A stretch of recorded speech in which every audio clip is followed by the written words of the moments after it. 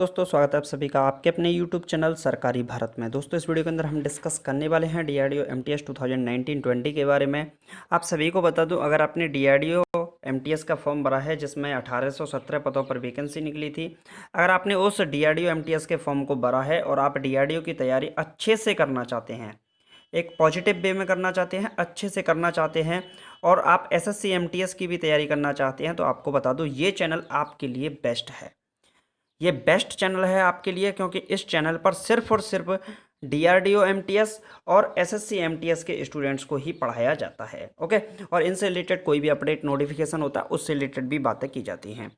आपको बता दूं, DRDO MTS के लिए हमारे इस चैनल पर क्लासेस चल रही हैं और जो क्लास चल रही हैं उसमें क्या है, हिस्ट्री की क्लास चल रही है, पॉलिटी की क्लास चल रही है, ज्योग्राफी की क्लास चल रही है, जीके के सुपर 1000 क्वेश्चंस की क्लास चल रही है और जनरल साइंस की क्लास चल रही है। यानी कि कुल मिलाकर 5 क्लासेज आपके लिए चल रही हैं। एक क्लास के अंदर 25 क्वेश्चंस आपको करवाए जाते हैं।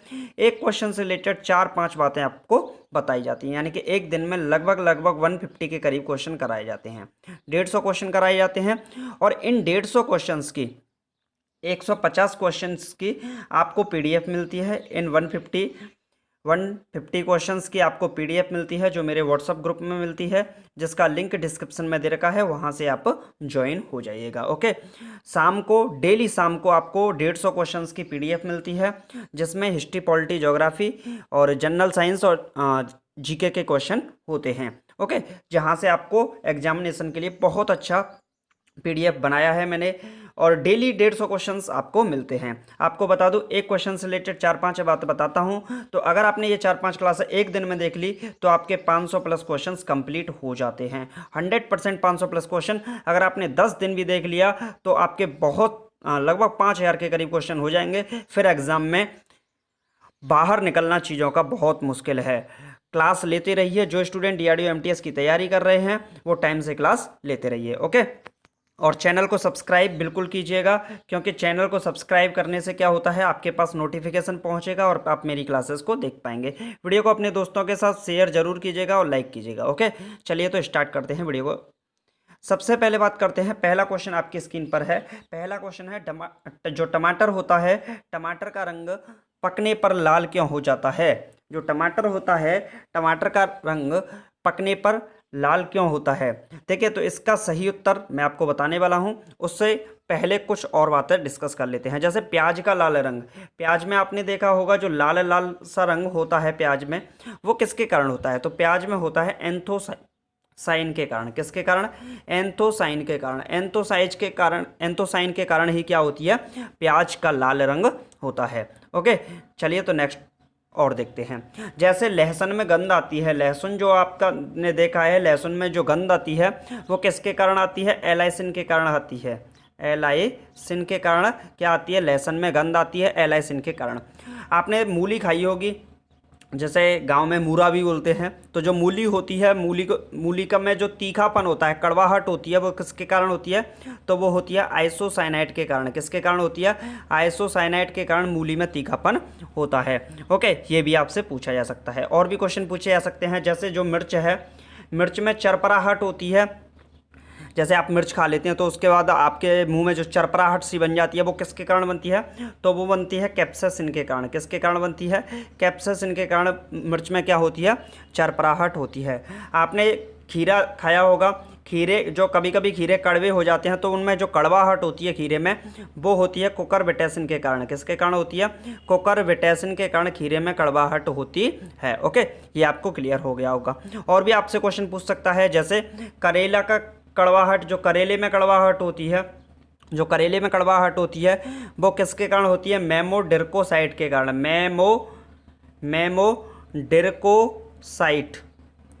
मेमोडिर्कोसाइट के कारण क्या होती है? इसमें भी जो करेला होता है इसमें भी कड़वाहट होती है। आपने देखा होगा, देखिए क्वेश्चन और भी पूछे जा सकते हैं, जैसे जो गाजर देखी होगी आपने, गाजर खाई होगी, तो जो गाजर है और पीली पत्तियां होती हैं, पीली पत्ती पड़ जाती हैं, जैसे नीम के पेड़ की पत्तियां जैसे पीली पड़ जाती हैं पतझड़ के समय। और जैसे जो दूध है, गाय का जो दूध है, ये पीला पड़ जाता है, तो इनमें जो रंग होता है वो किसके कारण होता है, तो ये होता है कैरोटीन के कारण। किसके कारण होता है, कैरोटीन के कारण ये रंग होता है। यानी कि गाजर का नारंगी रंग, पीली पत्तियों का पड़ना, दूध में जो पीलापन होता है, ये सभी किसके कारण होते हैं, कैरोटीन के कारण होते हैं। ये भी क्वेश्चन एग्जाम में पूछे जा सकते हैं। और भी क्वेश्चन पूछे जा सकते हैं, जैसे हल्दी का पीला रंग किसके कारण होता है, हल्दी का पीला रंग किसके कारण होता है, तो जो हल्दी होती है वो पीली किसके कारण होती है, कुरकुमिन के कारण होती है। कुरकुमिन के कारण हल्दी कैसी होती है, पीली होती है। ये भी आपसे पूछा जा सकता है। जैसे आपसे पूछा जा सकता है मिर्च का, देखिए मिर्च की चरपराहट, ये मैंने बताया आपको कैप्साइसिन के कारण। और जो मिर्च में का लाल रंग होता है, ये किस कारण होता है, कैप्साइसिन के कारण। जैसे आपसे पूछा जा सकता है टमाटर का लाल रंग किसके कारण होता है, तो क्रोमोप्लास्ट के कारण होता है। और एक और आंसर है इसका लाइकोपिन के कारण। किसके कारण, लाइकोपिन। दोनों क्वेश्चन पूछे या दोनों आंसर हो सकते हैं। कभी कभी एग्जाम में लाइकोपिन देखने को मिल सकता है, कभी कभी क्रोमोप्लास्ट मिल सकता है, तो दोनों उत्तर सही हैं। यानी कि जो टमाटर का लाल रंग होता है वो किसके कारण होता है, लाइकोपिन के कारण होता है या क्रोमोप्लास्ट के द्वारा होता है। ओके, ये भी पूछा जा सकता है। जैसे आपने आलू देखा होगा, तो जो आलू होता है कभी कभी हरा आलू आ जाता है। क्या आ जाता है, हरा आलू, एक साइड से हरा आ गया, यानी ग्रीन कलर का आ गया। तो जो हरा, यानी कि जो आलू के कंदों का हरापन होता है वो किसके कारण होता है, तो वो होता है सोलिनिन के कारण। किसके कारण होता है, सोलिनिन के कारण आलू के कंदों का हरापन होता है। ओके, जैसे आपने आंवला खाया होगा, क्या खाया होगा, आंवला खाया होगा, तो आंवले में जो कसैलापन होता है, आंवले का जो कसैलापन होता है वो किसके कारण होता है, टैनिन के कारण होता है। टैनिन पदार्थ उसमें उपस्थित होता है, टैनिन पदार्थ के कारण ही आंवले में कसैलापन होता है। ओके, तो ये भी आपको क्लियर हो गया होगा। जैसे प्याज में बदबू आती है, प्याज में एक तरीके से बोलते हैं बदबू आती है, तो किसके कारण आती है, तो जो प्याज में बदबू आती है वो किसके कारण आती है, एलाइल के कारण आती है। किसके कारण, एलाइल के कारण। ओके, तो ये क्वेश्चन आपको क्लियर हो गया होगा। एक क्वेश्चन था, मैंने कम से कम 15 और बातें आपको एक्स्ट्रा में बताई हैं। उम्मीद है यहाँ से अगर क्वेश्चन बनेगा तो आपका बाहर नहीं जाएगा। मेरा पढ़ाने का तरीका यही होता है और मैं इसी तरीके से पढ़ाता हूँ। ओके, चलिए तो नेक्स्ट क्वेश्चन है पारिस्थितिकी, इकोलॉजी संबंधित है। देखिए, जो इकोलॉजी होती है, जो पारिस्थितिकी होती है, इसका संबंध जीव व पर्यावरण के सह संबंधों से होता है। यानी कि इसका संबंध किससे होता है, जीव और पर्यावरण के सह संबंधों से। यानी कि जो जीवन की घटनाएं होती हैं, जीवन में जो भी घटनाएं होती हैं और जो एटमॉस्फेयर में जो भी घटनाएं होती हैं, उनसे संबंध किसका होता है, आपका पारिस्थितिकी यानी कि इकोलॉजी का होता है। बोलिए, कोई दिक्कत, किसी भी प्रकार की समस्या, अगर आपका कोई क्वेश्चन है तो उसे आपको पूछ सकते हैं। ओके, जैसे आपसे कुछ और भी पूछ सकता है, जैसे पूछ सकता है आपसे जो सेरीकल्चर होता है, इसका संबंध किससे होता है, सेरीकल्चर का संबंध किससे होता है, तो जो रेशम उत्पादन होता है इससे संबंधित होता है सेरीकल्चर। ओके, आपसे पूछा जा सकता है एपीकल्चर किससे संबंधित है, तो जो मधुमक्खी पालन होता है, इन मधुमक्खी पालन से ही किसका संबंध होता है, एपीकल्चर का संबंध होता है। ओके, और भी कुछ पूछे जा सकते हैं, उनके बारे में भी आपको 2-3 बातें बता देता हूं। जैसे आपसे पूछा जा सकता है हॉर्टिकल्चर का संबंध किससे होता है, तो जो हॉर्टिकल्चर होता है इसका फ्लावर और फलों से, फ्रूट से संबंधित, यानी पुष्प और फूल वाले पौधों के अध्ययन से संबंधित होता है। ओके, कोई दिक्कत हो तो बताइए, किसी भी प्रकार की कोई समस्या।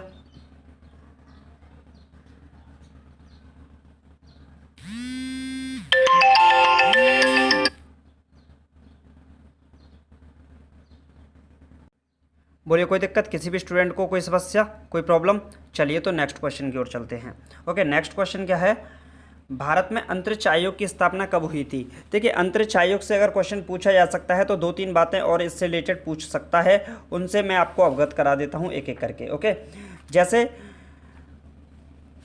भारत में अंतरिक्ष यानी कि स्पेस से रिलेटेड बातें अगर पूछेगा तो आपसे 2-3 बातें और पूछ सकता है।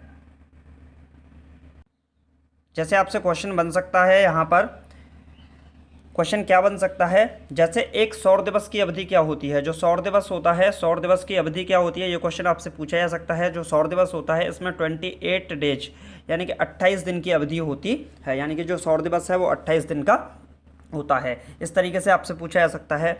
और आपसे पूछा जा सकता है वलय युक्त ग्रह कौन सा है, यानी कि जिसमें रिंग की तरह ग्रह है वो कौन सा है, तो ये शनि ग्रह है। और इसमें जो रिंग्स होती हैं यानी कि जो वलय होती हैं वो उनकी संख्या कितनी होती है, लगभग 7 होती है। कितनी होती है, 7। ओके, ये भी क्वेश्चन आपसे पूछा जा सकता है।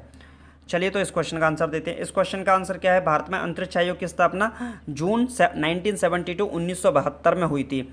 आप कमेंट बॉक्स में लिखिएगा 1972 में भारत के प्रधानमंत्री कौन थे, इसका आंसर आप लिखिएगा। ओके, चलिए तो नेक्स्ट क्वेश्चन है, सर्वप्रथम कृत्रिम गर्भाधान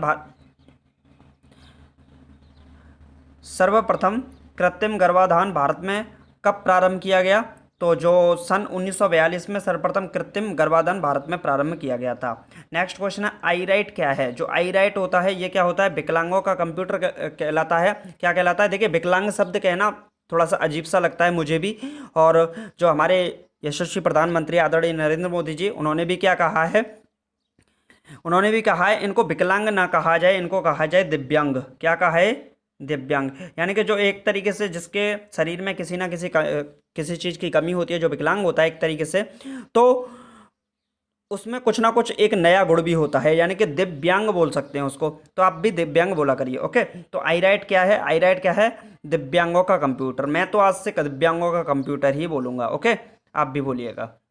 नेक्स्ट क्वेश्चन है, पृथ्वी से पलायन वेग का मान क्या होता है। देखिए पलायन वेग क्या होता है, इसको इंग्लिश में बोलते हैं एस्केप वेलोसिटी। एस्केप वेलोसिटी बोलते हैं इसको इंग्लिश में। ओके, तो पलायन वेग का मान क्या होता है, मान लीजिए कि मैं पृथ्वी से किसी चीज़ को ऊपर अंतरिक्ष की ओर फेंकूं, पृथ्वी से किसी चीज़ को अंतरिक्ष की ओर फेंकूं और वो कभी वापस लौट के ही ना आए, तो इसी को बोलते हैं एस्केप वेलोसिटी या पलायन वेग। पृथ्वी पर अगर किसी भी वस्तु को 11.2 किलोमीटर पर सेकंड की स्पीड से अगर फेंका जाता है तो वह वस्तु कभी भी वापस लौट के नहीं आएगी, वो अंतरिक्ष में चली जाएगी। ऐसे ही ये तो अर्थ के लिए रहा। आपसे मून यानी कि चंद्रमा के लिए पूछ सकता है, तो चंद्रमा के लिए होता है 2.37 किलोमीटर पर सेकंड, यानी कि अगर किसी वस्तु को चंद्रमा पर 2.37 किलोमीटर पर सेकंड की स्पीड से फेंका जाएगा तो वो कभी भी आप वापस लौट के नहीं आएगी। आपसे सन के लिए पूछा जा सकता है, तो सन के लिए है 42 किलोमीटर पर सेकंड, यानी कि किसी वस्तु को एक सेकंड में 42 किलोमीटर ऊपर की ओर फेंका जाए, कहाँ, सूर्य पर, सन पर, तो वो कभी वापस लौट के नहीं आएगी। तो सभी के लिए एस्केप वेलोसिटी आप याद कर लेना, एग्जाम में पूछा जा सकता है, काफ़ी इंपॉर्टेंट क्वेश्चन है। नेक्स्ट क्वेश्चन है, इंद्रधनुष किसका उदाहरण है।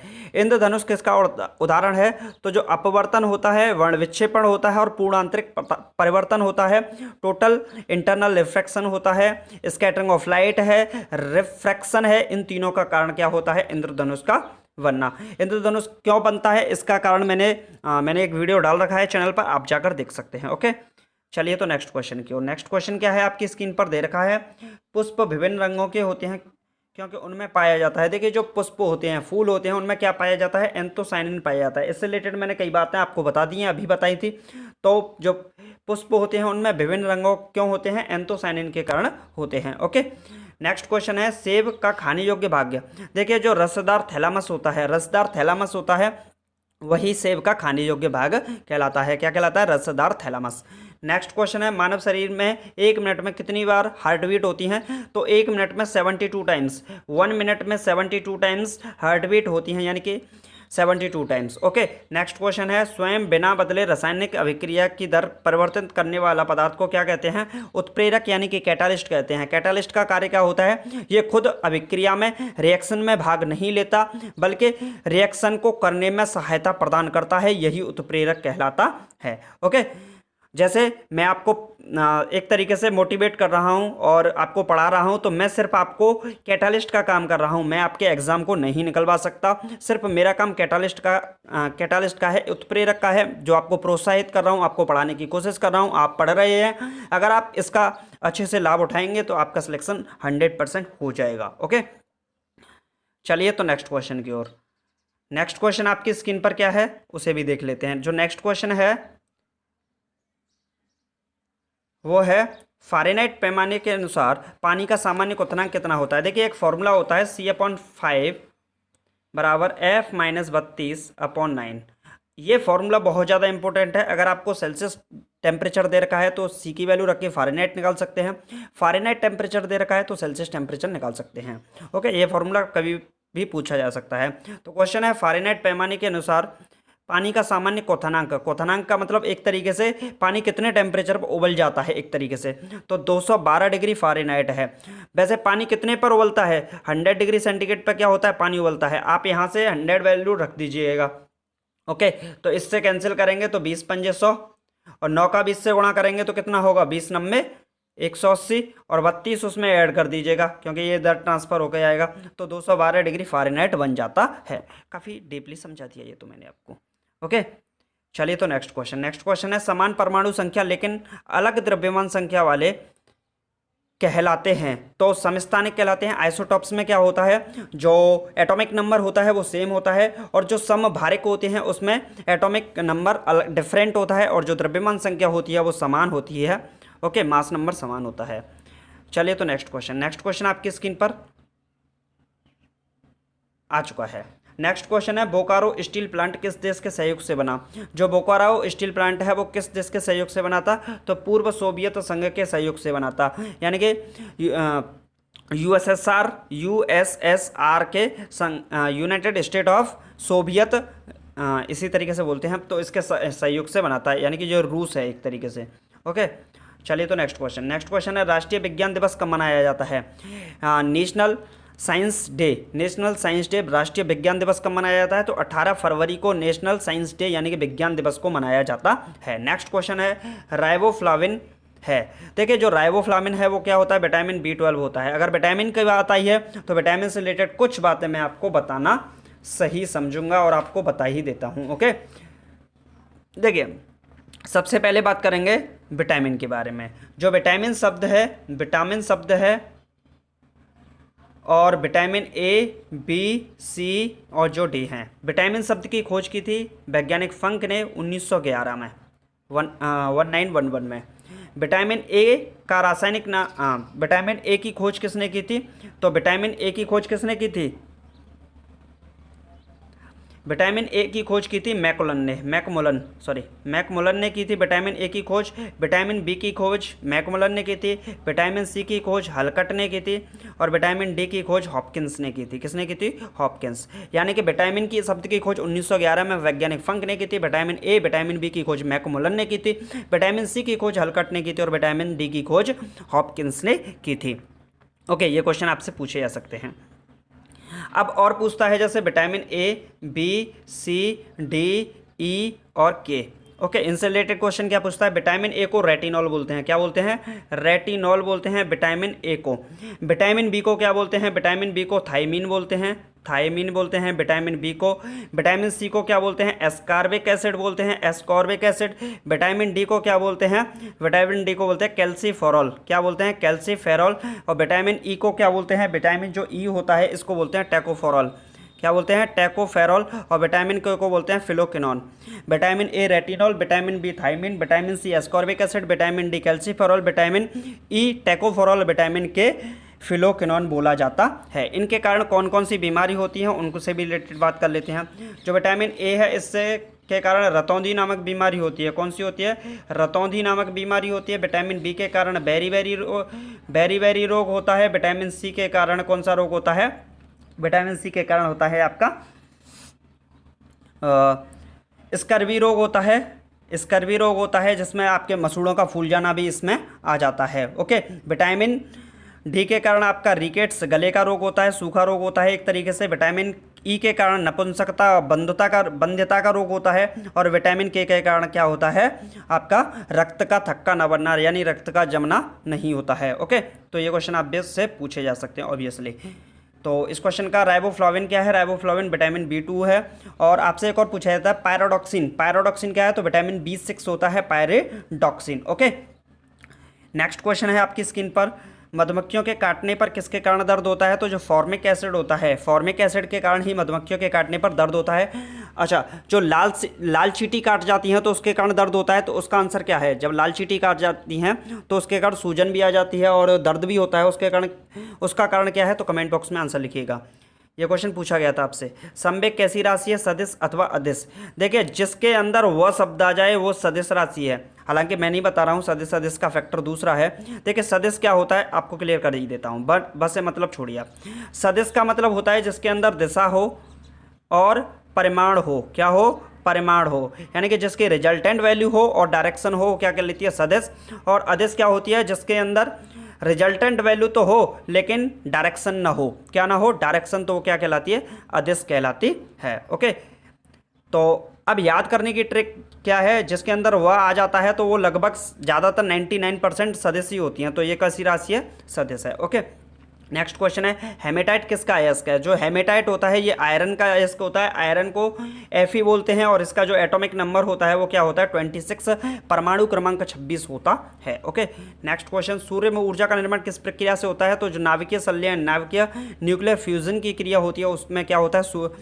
सूर्य में ऊर्जा का निर्माण होता है। जो हाइड्रोजन बम है, हाइड्रोजन बम भी इसी के सिद्धांत पर, नाभिकीय संलयन पर आधारित है। और जो परमाणु बम है, ये जो परमाणु बम होती है ये नाभिकीय विखंडन के सिद्धांत पर आधारित है। किस पे? नाभिकीय विखंडन के सिद्धांत पर। ओके, चलिए तो नेक्स्ट क्वेश्चन आपकी स्क्रीन पर ये रहा। भूप्रपाटी में सर्वाधिक पाया जाने वाला तत्व क्या है? तो भूप्रपाटी में सर्वाधिक ऑक्सीजन तत्व पाया जाता है। ओके, इससे रिलेटेड और कुछ नहीं। चलिए तो नेक्स्ट है, ध्वनि का वेग अनुमानतः कितना होता है? देखिए 330 मीटर पर सेकंड दे रखा है यहाँ पर। कभी कभी आपसे 332 मीटर पर सेकंड भी दे देता है तो वो भी आंसर आपका सही माना जाता है।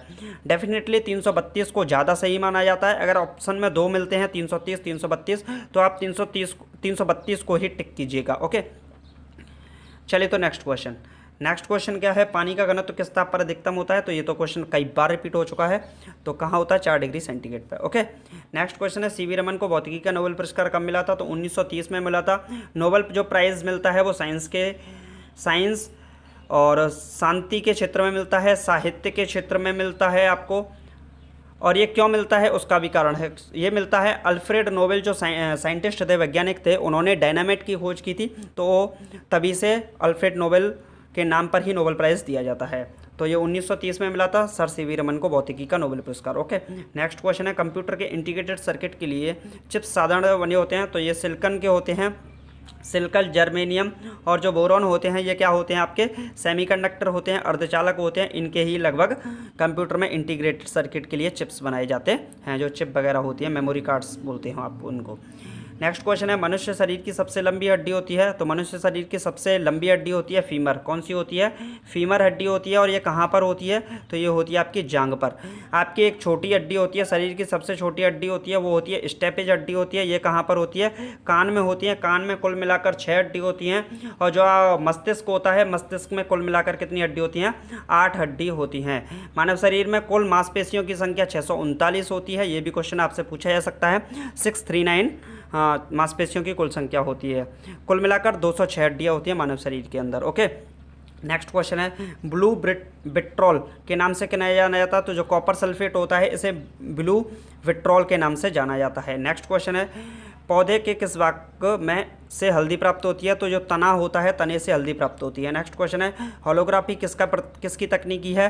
तो वस्तु के त्रिविमीय प्रतिरूप को दर्शाता है कौन? होलोग्राफी। होलोग्राफी किसे दर्शाता है? वस्तु के त्रिविमीय प्रतिरूप को दर्शाता है। ओके, चलिए तो नेक्स्ट क्वेश्चन आपकी स्क्रीन पर आ चुका है। हड्डियों में फॉस्फेट किस रूप में पाया जाता है? तो कैल्शियम फॉस्फेट के रूप में हड्डियों में फॉस्फेट पाया जाता है। नेक्स्ट क्वेश्चन है, मैनोमीटर से क्या नापते हैं? तो गैसों का दाब नापते हैं।